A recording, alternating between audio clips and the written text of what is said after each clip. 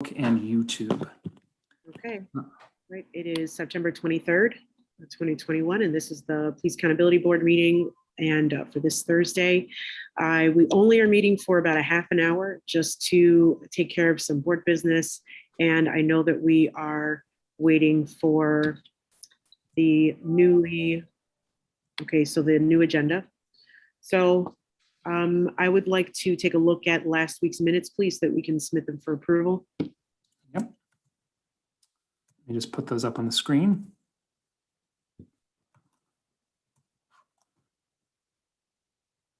Just going to scroll down past the opening details so you can see the substance.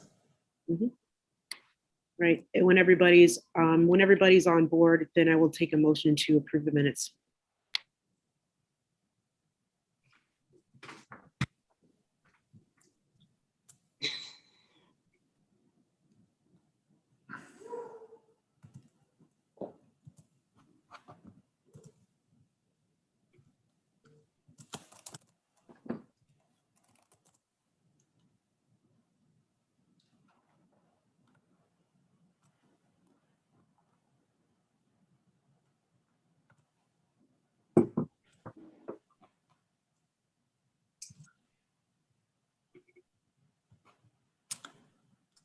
All right, motion to approve. Seconded. All in favor of approving minutes from the last meeting? Okay, majority has it. Yes. Dr. McIntosh, did you have a question? I'm raising my hand for the vote. Okay, thank you. Okay, so thanks everyone. So next we have some updates from our executive director, and I know we've got a lot to talk about. So really, I'm going to let you have the floor, Connor. All righty. I know a lot of folks might be tuning in right now because of the RPD's press release that they just put out in the last hour regarding Daniel Prude. I want to address that first because the board won't be talking about it tonight, and I want to explain briefly why. But just so for the community understands, because there's some people out there who might not have seen this, I just want to show you briefly what the press release says. So I'm just going to put it up on the screen briefly so folks can see it.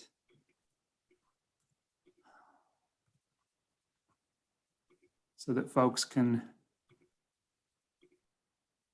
So this statement that came out in the last hour just says that the Rochester Police Department's conflict counsel, it's a lawyer, has determined, quote, potential grounds for legal recourse in the case of Officer Vaughn as it relates to the March 23rd, 2020 incident. Today, the RPD served Officer Vaughn with departmental charges. That's not a criminal charge. That's a charge to bring a disciplinary action against an employee. And then it just says that the department fully supports the officer's right to due process and defend themselves. There's been no predetermined outcome, and a formal hearing will be scheduled in the future. No other officers have been charged in the regarding the death of Daniel Prude. And then the press release just states a number of the reform efforts that RPD has undertaken over the last 17 months. So that press release came out. I know that people, might be looking for a statement or quote from the PAB about it, or whether or not, people believe that this is justified or not. And I think it's important for people to understand that today's announcement leaves us with more questions than answers. What are the charges? Why did it take more than a year to file them? Why are they only being brought against one officer? Why that officer? The statement doesn't address any of these questions, and these questions underscore why the PAB needs to hire staff and launch investigations that will be quick, transparent, and fair. With cooperation from RPD, the PAB's work can ensure that our city properly and quickly addresses all allegations of officer wrongdoing. And that's really all the PAB has to say right now. So with that, it's actually a good segue into what we are going to talk about tonight, which is the PAB's hiring and the work ahead. Over the last week, the PAB has been moving forward to try to get to the place where we can hire staff. And at the end of last week, the city made a very significant decision to change its approach and agree that the PAB does have the authority and power to supervise and hire its own staff. That announcement came on Friday, and this Monday started, I think, a new era for the PAB. For us to be treated appropriately in this way has significantly changed our day-to-day operations at PAB, with the executive director being treated as department head and appointing authority for many city internal processes. I'll just say on a personal level and on behalf of the staff, it really has been a change. We have been able to move quicker on things. We have been able to address a number of outstanding issues with our hiring. It's been really good, to put it bluntly. And also, I'll just say that there has been some very fruitful developments in terms of reach out from the city, talking about collaboration, cooperation moving forward. And I just want to say that it's an important moment that we're in right now. I don't think that things are perfect. We can't expect perfection, but I think that over the last couple of weeks, we've made huge gains in terms of the PAB being able to do the work that it needs to. And so I think on behalf of the board, thanking our attorneys who spent a great deal of time working on this, and the community members who worked with us and supported us through this process. And of course, city officials who have also taken some pretty important steps in public and behind the scenes to make sure that things go smoothly. And so that's a very just important update for both the board and members of the public to know that we are moving forward. And now the PAB, yes, we will be hiring staff. Today, the Civil Service Commission met. We gave a wonderful presentation to the Civil Service Commission. We got a lot of great questions.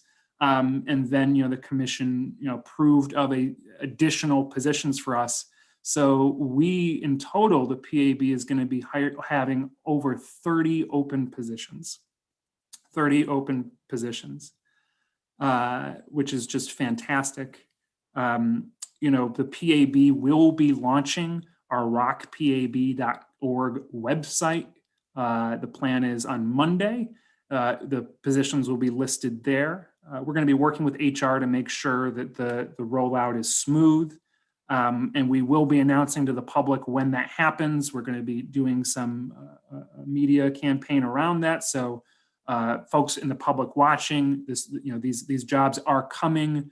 We are working with many community partners to make sure that local Rochesterians who look like our community are going to be working for the PAB. We are committed to being an equal opportunity employer, and we strongly encourage people of color, people with disabilities,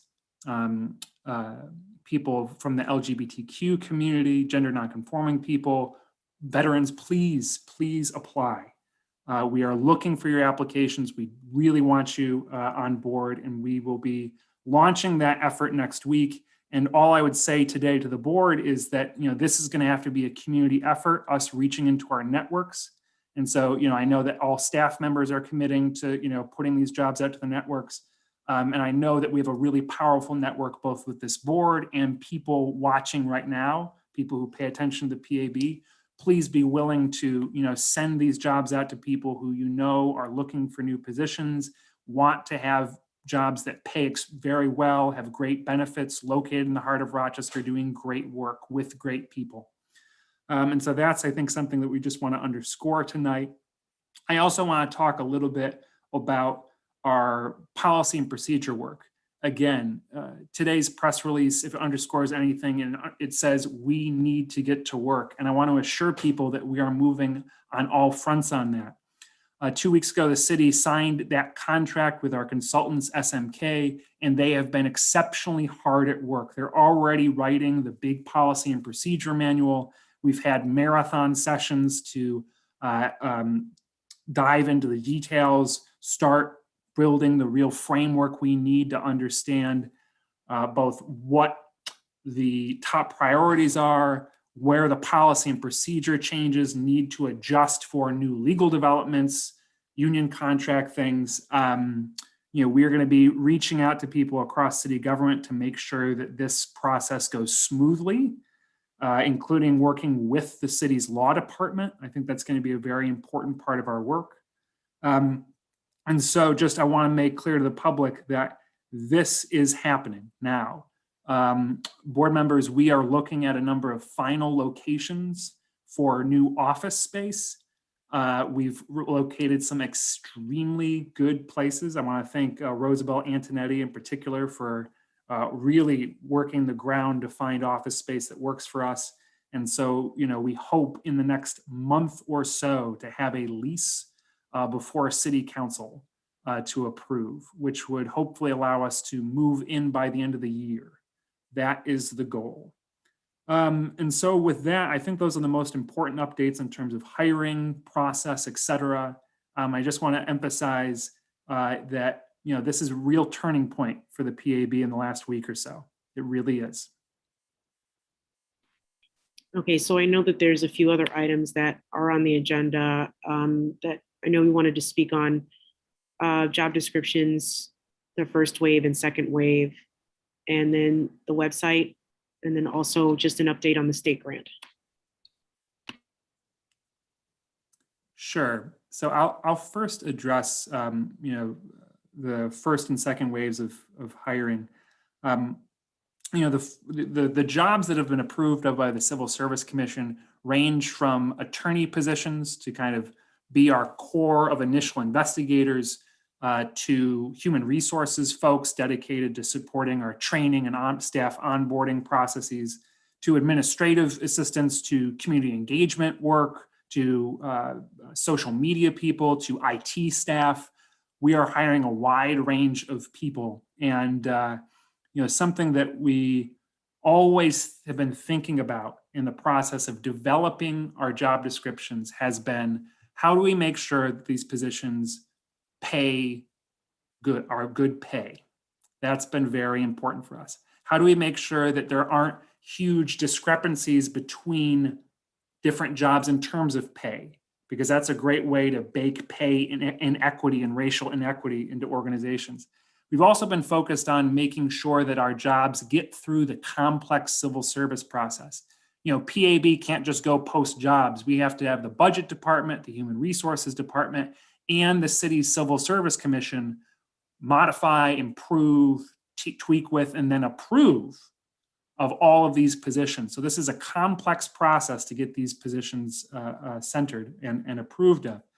And of course, we want to make sure that these jobs can be filled by people in our community, right? That we don't have to go, a nationwide search to find these people.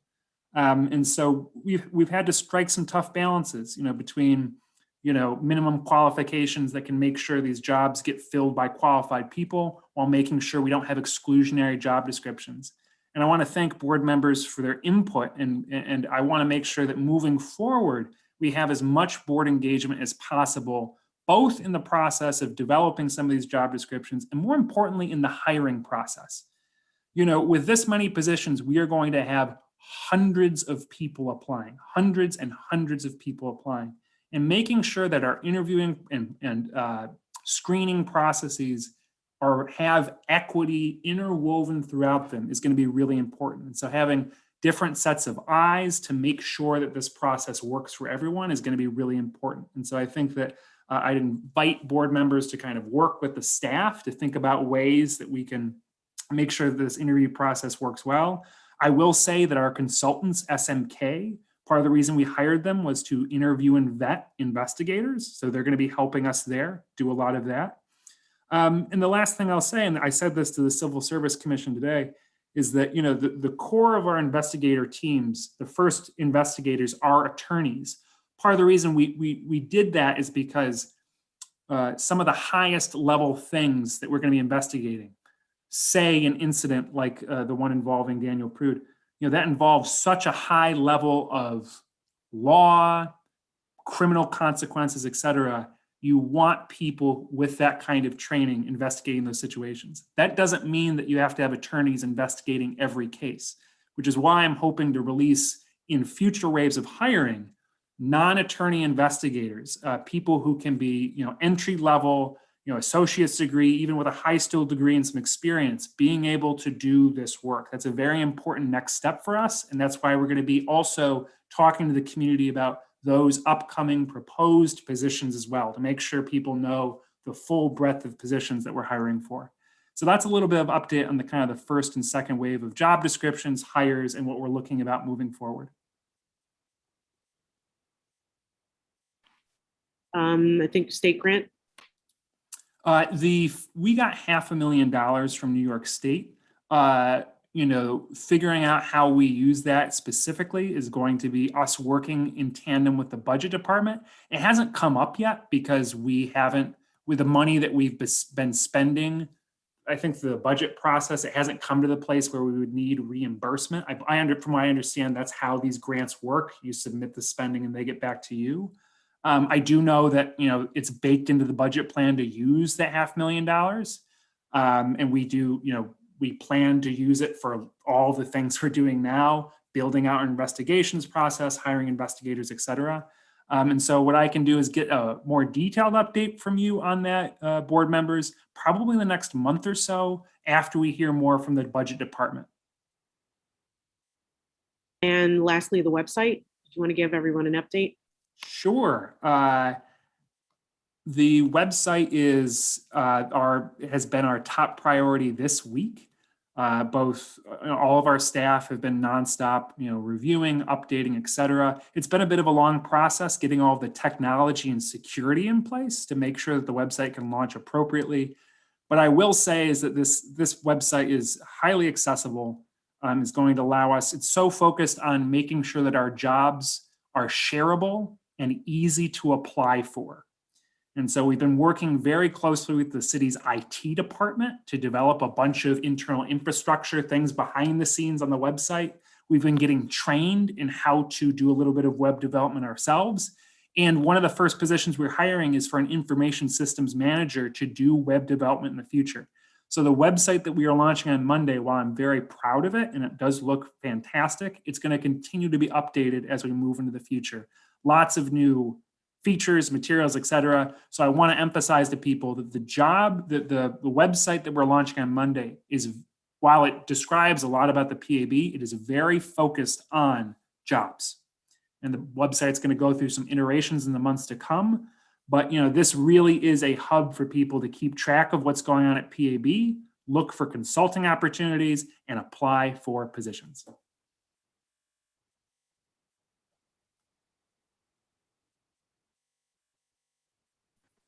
Awesome. Thank you, Connor. At this time, I'm going to talk about a couple of things. First and foremost, upcoming meetings. We've been discussing this for the last few meetings. I think it started in our July meeting, how many times we meet a month. I think on our last meeting, we decided on the first and the third Thursday. So at this time, our next meeting will be October 7th. We will not meet next week, but it'll be October 7th, which will be the first Thursday in the month, as we discussed previously. Calendar. We are working on a calendar to get a calendar sketched out. As for, we can have all of our meetings in front of us on a calendar. Give us a couple weeks and we will have that out to you via email to where it will be posted and you can plan ahead as to when we will be meeting. But as of right now, we will be sticking with what we said previously, which was the first and the third Thursday. Lead Peak Performance. Lead Peak Performance. I think Mary and Ed has a couple more interviews they need. We got an update from them. I want to say it was Tuesday or Wednesday. Maureen, we received an email. Mary would like to wrap up the last bit of interviews with board members by the end of this month. She's really, really eager to get on to phase 2. So wrapping up these meetings so we can move on into phase 2 would be awesome. Please look at your calendars. Please set up dates and appointments, work with Maureen to get a scheduled meeting with Mary. It's not that long. I had a meeting with her. I think our meeting was about 10 minutes. That was about it. So it's really quick. Please make sure we get that done, just so we can move into phase 2 with lead peak performance. Next, I wanted to discuss committees. We were thinking about 2 new committees, the Finance Committee and the Job Equity Committee. Okay, Finance and Job Equity. We do know we have the Education Committee, and you guys meet frequently. We discussed that previously, but there are a couple individuals on the board, myself included, that aren't currently on a committee. So we will be reaching out to those individuals that aren't on a committee to encourage you to be a part of either the Finance Committee or the Job Equity Committee. Okay, so just look for that in the probably like tomorrow. I'll be reaching out to people just to ask to see if you would like to be on one of these committees. Yes, Gerard, I do see your hand. I know Dr. McIntosh had her hand up as well.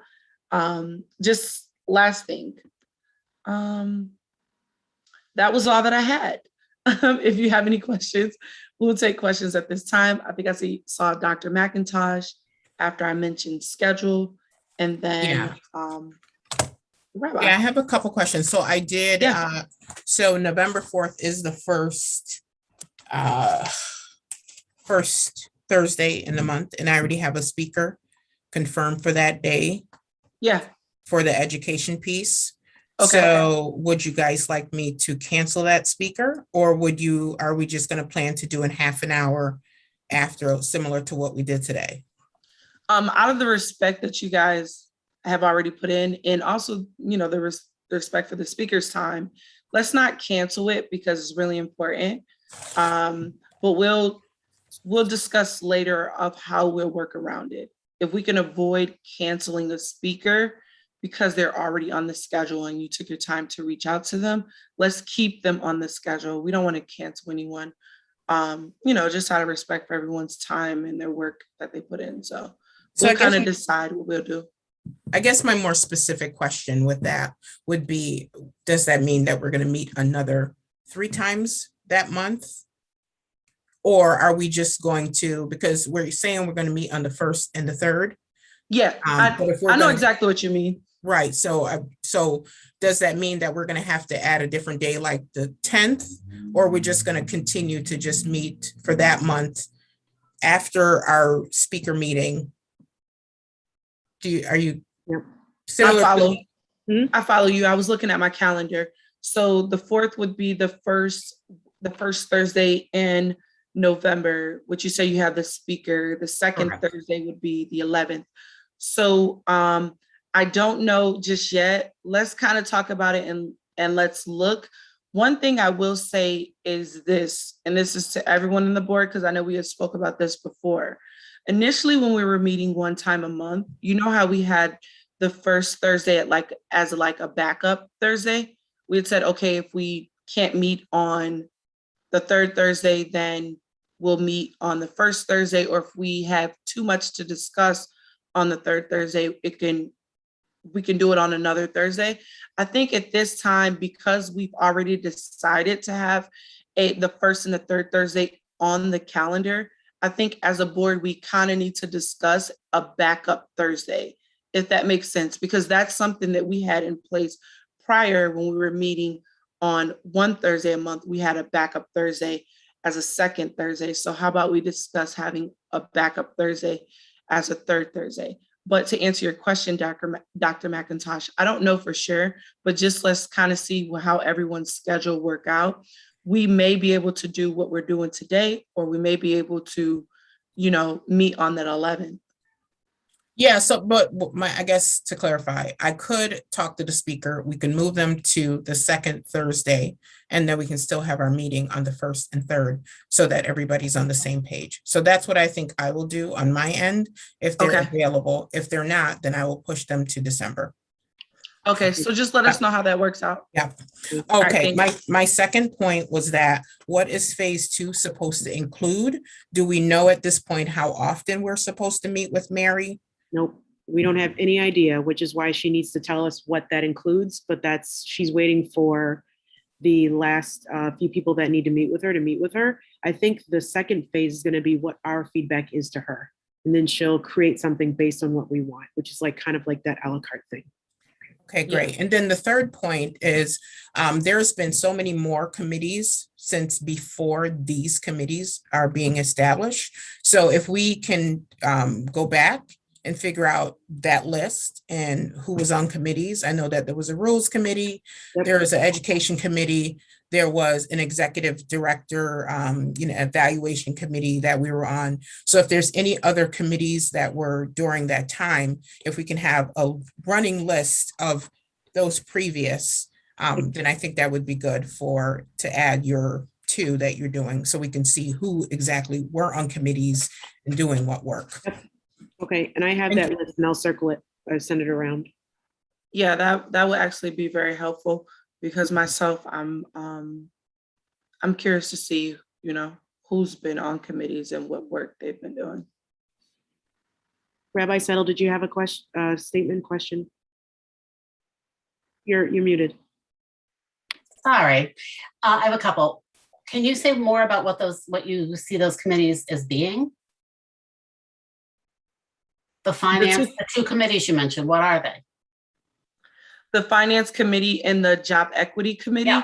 Mm-hmm. Shani will be able to speak more on the two committees as to what they entail and the reason that they were brought apart. They're coming along. Shani? So, yep. So finance committee was originally something that we had discussed the very beginnings of us, the board. And I know that we wanted to take there were a lot of questions in the community about who's going to review the budget, who's going to make sure that besides city council, somebody that is taking a look at spending in the agency. So that's that committee. Second committee is job equity. This has come up twice or 2 to 3 times in the last 2 to 3 weeks. I've had people in the community, I've had board members express concern about job equity. There are community members that are stating or just really concerned and asking questions about are Black and brown people in our community going to be able to get jobs. And so one of the things that I was speaking to the communications director about is making sure that we have a standing job equity committee that looks at not individuals, but actual data, and making sure that the data makes sense, making sure that there's an equal spread, and even working with the executive director to make sure that there's strategy, and the communication director to make sure there's strategy around how to reach out to some of those folks in our community. Okay, so I have a concern and then another question. So my concern is, I guess I would like a board discussion of what we feel as a group we need standing committees as opposed to ad hoc committees for. I thought that's what we were going to be doing in terms of setting up committees. I also would like to work on the assumption that committees aren't fixed forever, but they go for a certain term. And then if people want to switch around or, do other things, right, that's a possibility. So I guess, so in other words, because if we say for the coming year, we need these standing committees, and if we have ad hoc committees, we have ad hoc committees. But I guess to me, that seems like a board discussion in terms of what those committees are. So just saying. All right. And then the final thing is I'm concerned or wondering how I'm hoping that we are going to start training really, really soon. And when would that be happening?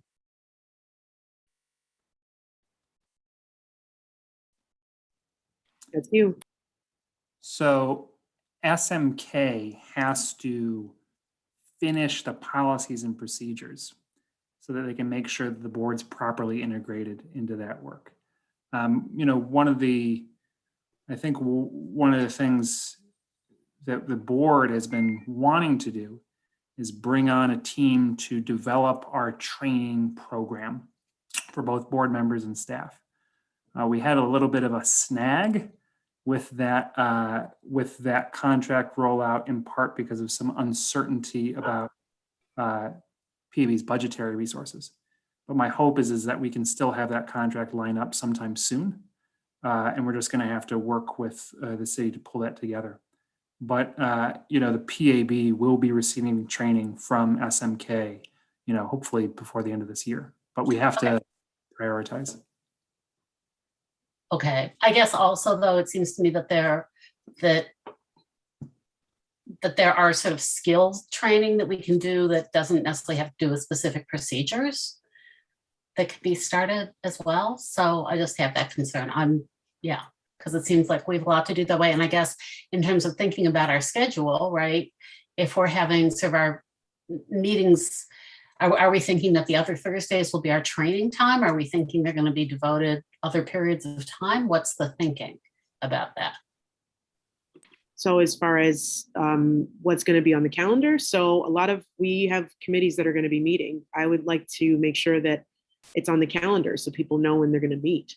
We'll have, like, as we get busier, we're going to have more and more things on the calendar. Is that what you're? No, the trainings. What are we thinking? Are we thinking of that as going to be included in what we do on the first and third Thursday? Are we thinking that's going to be the second and fourth Thursdays? Are we thinking it's going to be different times? Do we have a thought about that?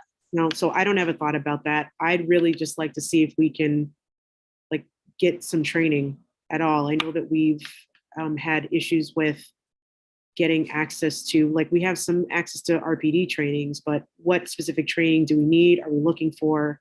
So those are questions that we have some folks in the community that can help us with. I'm sorry, Dr. Harrison. Oh, wait, I'm sorry, Rabbi Settle. Did you ask your questions? Okay, thank you. Dr. Harrison. It just occurs to me that now might be a good time to actually settle on a formal structure for our meetings. Most meetings have certain content. In addition to minutes, they have usually the report by the chairperson or the executive director. They almost always have reports of the committees that are outstanding, and those reports have to be accepted by the rest of the board. They just can't just say it and be done with it. There's almost always a question as to whether or not there's new business at the end of the meeting. In other words, there is a structure that most meetings have, and I think it would serve us if we had a structure like that. I think it's important that we have these committees. It worries me in a sense that to hear that SMK is working hard on policies and procedures without any input from the board, or at least without any oversight by the board. I think that's backwards. I think the same thing is true for anything that we're doing. I think it's important to distinguish between actual, I don't know, I'd call it work. I'm not interested in looking over Connor's shoulder each day, but there's the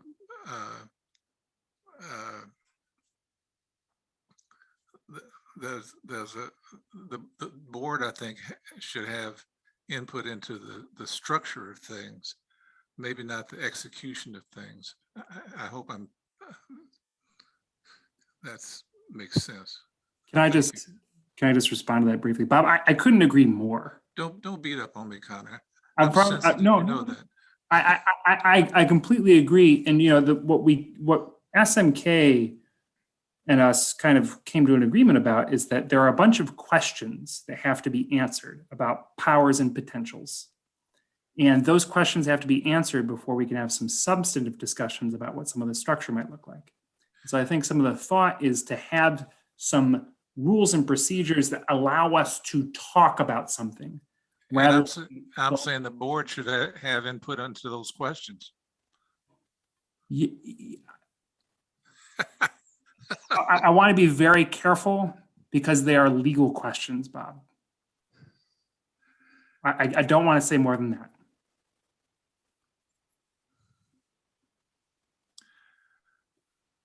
I would just say then we should at least be aware of that process. Yeah. Dr. Harrison, are you all set? Okay. Reverend Nicola. Dr. Harrison said many of the things that were on my mind. I understand that some of this stuff is beyond some of our ken in terms of legalities.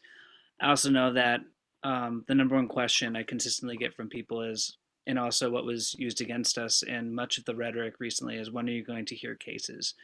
I would love to have a committee. I understand equity committee, absolutely, we need that.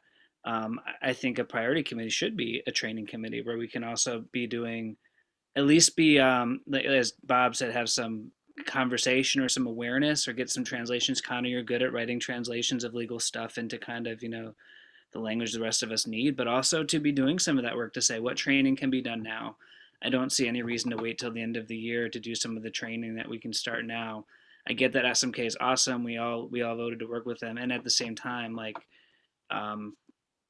there's stuff we can do now, training, not just education, but, and even if it's, learning how to listen to people yelling at you without overreacting, like nonviolent communication, that kind of stuff, that there's people even in this board that I think have experience and training in those things. So it's not a criticism, but I do believe that both the public and those who are supporting us would like to see us stop some of these kind of endless procedural conversations we have every single board meeting.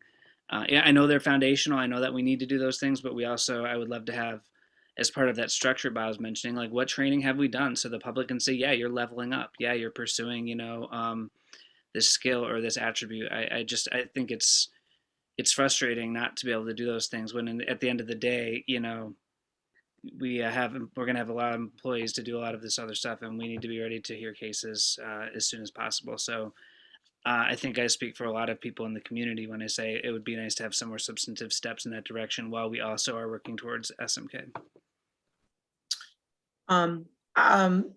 Thank you for that, Reverend Nikoloff and Bob. How about we do this? Can we start a live, and maybe Maureen, you can help us with this.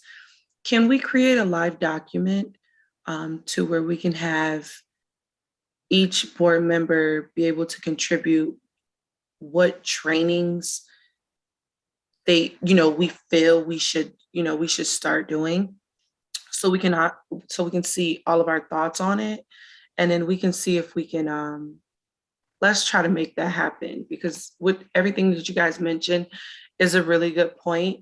We can definitely use our time a little bit better, but maybe we can start a live document to where we can contribute and put some thoughts on that document as to what trainings we feel as though we can use at this point. Is that something we could kind of do, Maureen? So there is a document that exists that has all of our original thoughts from the beginning, and procedural policing, all of that stuff. So I'd really like to start from that document.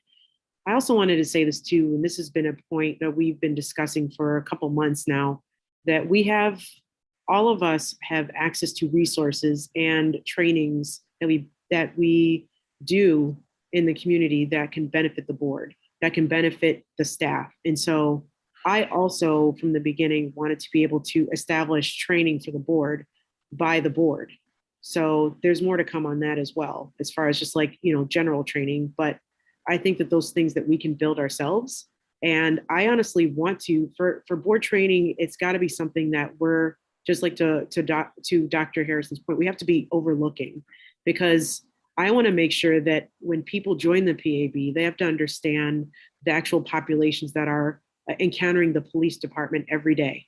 And that's also a part of training. So I believe that will help you to determine how to examine a case, if you know the people or the group involved. So those are just some of those things that I would like to see. Dr. McIntyre.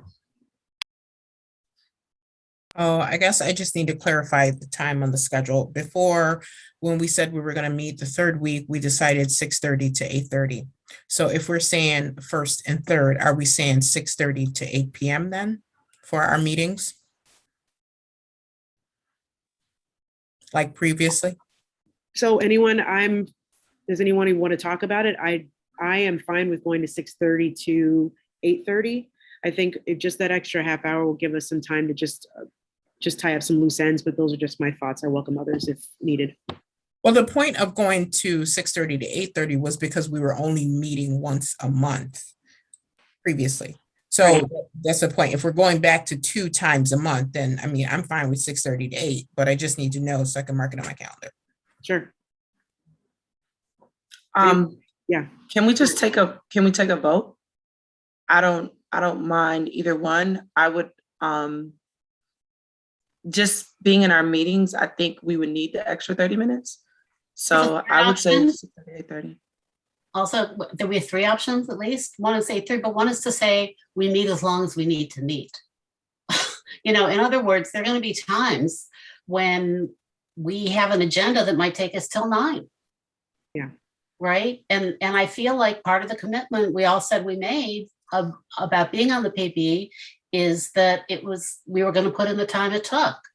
And I don't want to feel pressured to have a hard stop if we need to keep doing business.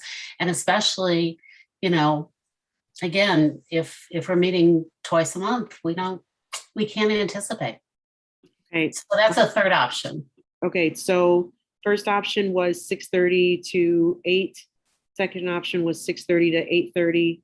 Third option was meet as long as we need to. And I would just add the caveat that we would notify the board that we had to meet, and just for a specific amount of time to add on, not just being like, hey, y'all, sorry.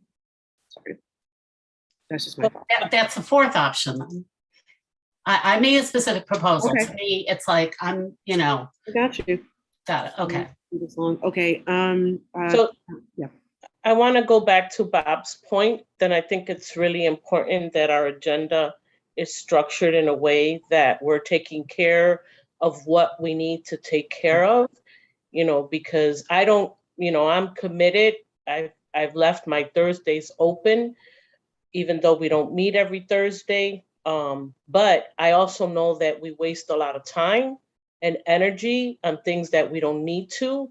So if we can get to points that we need to get to and get the job done, because I also don't want to be on a call on a Thursday night till 9, 10, 11 o'clock at night. So I think that if we have some structure to our agenda, if we could have good timekeeping, if we see that we're going around in circles, that people can stop that we can move on, that if we have to table something, then we table it. But we have to be a little more structured when it comes to our meetings. Okay, thank you. So we'll be working on that. Thank you, Board Member Perez. Dr. Thank you for that. I agree. That was my point as well. There's a lot of things that go on or people talk about that's not relevant and can be tabled. So I'm all for the structure because I don't think we should meet until whenever. Because I think if we are organized, similar to what Edith said, if there's timekeeping, then we should be able to get through the agenda and less tangential stuff. Gotcha. Thank you. Thank you, Dr. McIntosh. Dr. Harrison. I'm taking a chance here. I mean, Edith was kind to me tonight. I really feel threatened, but. Bob, I find that very offensive. I'm kind of. Oh, come on. Leave me alone, really.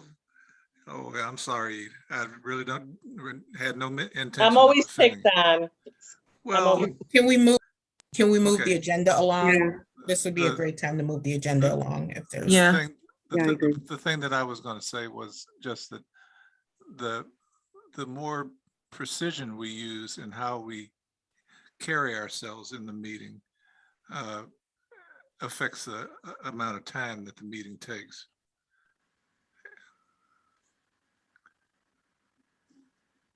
That's true.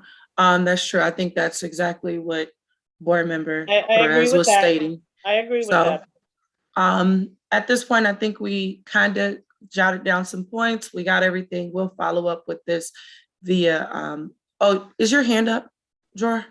I'm sorry. I didn't know if it was, It was I'm still sorry. I up. didn't know if it was from before. Go Yeah. ahead. That's okay. I also just, while we are going to have training around hearing, right, and hearings and that, yes, that is, you know, a big piece of what we do, but we still have organizational oversight. And I think it's really important to get back to that issue of being engaged in any conversation that affects policy for the organization, and certainly being updated consistently on what actions are being taken within the organization. I can't emphasize enough how important I think that is, even though it doesn't mean we're doing those things, but we have to know they're happening. I agree. Thank you. Thank you, Rabbi Settle. Connor, did you want to say something? Because you look like you're ready. You want to say something? Only that today was the big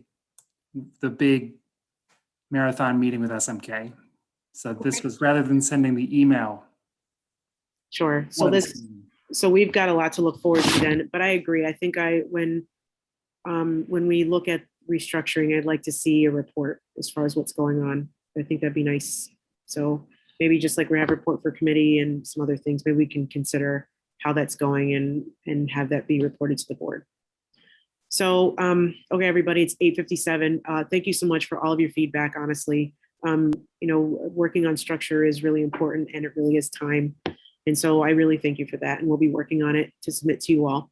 Are we going to vote on the meetings, or are we going to table that till next time? It's 8:58. Yeah, but we didn't vote on it. So, I mean, do we want to vote on So it? am I entertaining so I'd like to entertain a motion first. Do people want to vote on the meetings tonight? Or do they want to, yes, Doctor, yes. Go ahead. Oh, no, I was raising my hand to vote. Okay, so you have to second the vote then. I Oh, seconded. Okay, yeah. Can I move? Or Yes. I'm sorry, what are we voting on? So I guess we're voting on whether or not to table this discussion about the 3 different or 4 different options that were submitted for Times. times, or wait and table it until our next discussion. Can I make a move for a vote on the meeting time that I think may resolve it? Yeah. Okay, say that again, please. I would like to move to make a vote on a proposal on meeting time. I think we'll resolve it here and now. Okay, I move that we vote to have our established meeting time be from 6:30 to 8 on the Thursdays mentioned, with the option that if we need to go longer, we are ready and willing to do so when the board meetings require it. Second. okay, all in favor?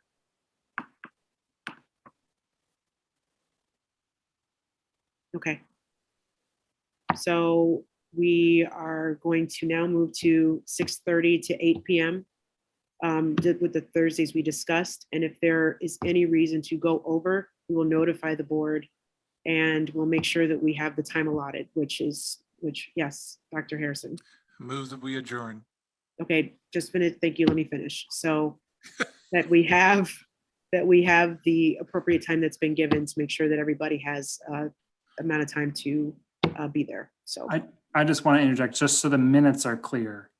When you're talking about the Thursdays, can we just, because the vote references the Thursdays we discussed. I just want to make sure for the minutes that we get them right. I think Maureen could use that. yep, first and third. First and third, okay. Yes. Thank you. All Okay. All right. All in favor of adjourning? Okay.